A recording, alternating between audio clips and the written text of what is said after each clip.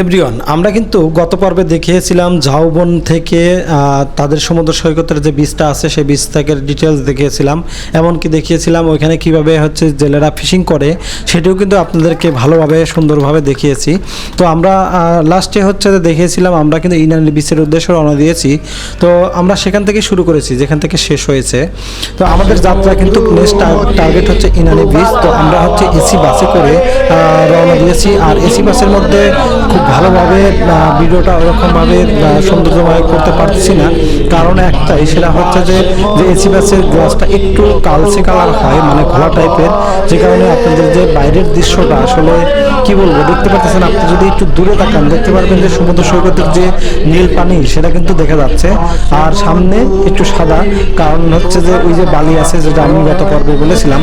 যারা আমার গত ভিডিওগুলো দেখেন নাই তারা অবশ্যই দেখে আসবেন, তাহলে এইগুলোতে বুঝতে একটু সুবিধা হবে।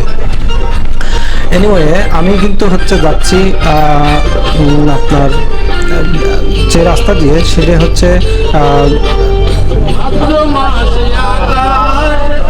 Marine drive.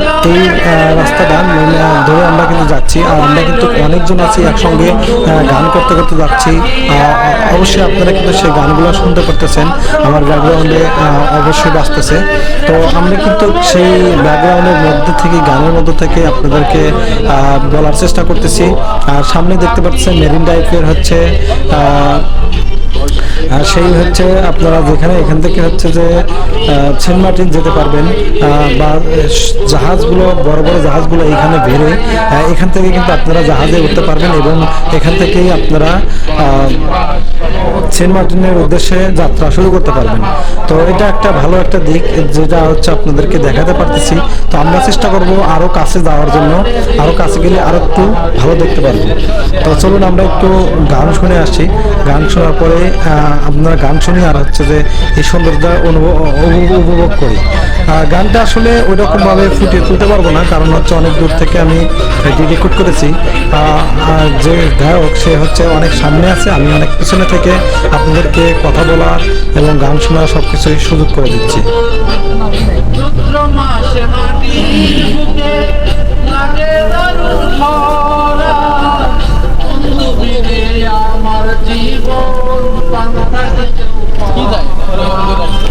এটা হচ্ছে মেরিন ড্রাইভের মেইন গেট, যেটা হচ্ছে এখন সেনাবাহিনীর আইনের আওতায় আছে, বা ওদের কি বলবো, ওদের আন্ডারে আছে।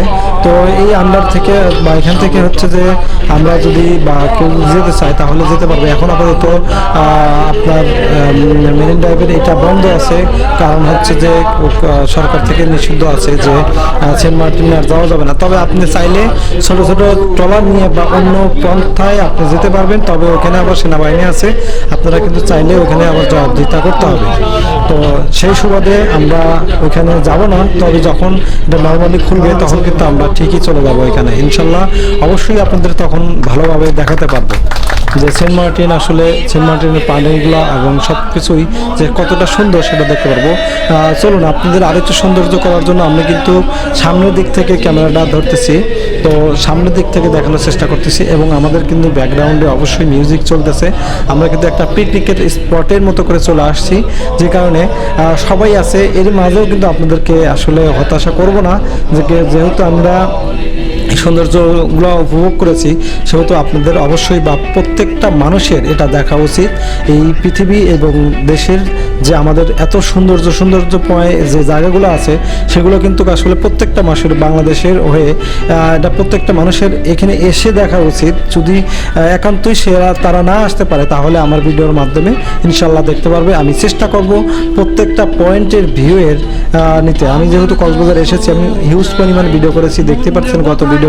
আপনারা যদি আমার চ্যানেলটা ঘুরে দেখতে চান তাহলে অবশ্যই দেখতে পারবেন প্রত্যেকটা পয়েন্ট। কোনো পয়েন্ট আমি কিন্তু বাকি রাখি নেই, কারণ আপনাদেরকে শুধুমাত্র দেখানোর জন্য, এবং ছোট ছোট করে শর্ট নিচ্ছি যাতে মানুষের বিরক্তির কারণ না হয়। চলুন আমরা একটু গান শুনি, আর দেখা হবে কিন্তু পরবর্তী ভিডিওতে। Till then, take care. আর যারা আমার চ্যানেলটি অবশ্যই সাবস্ক্রাইব করে নাই, অবশ্যই সাবস্ক্রাইব করে দিন। আর যারা সাবস্ক্রাইব করেছেন তাদেরকে থ্যাংক ইউ সো মাচ। দেখা হবে পরবর্তী ভিডিওতে।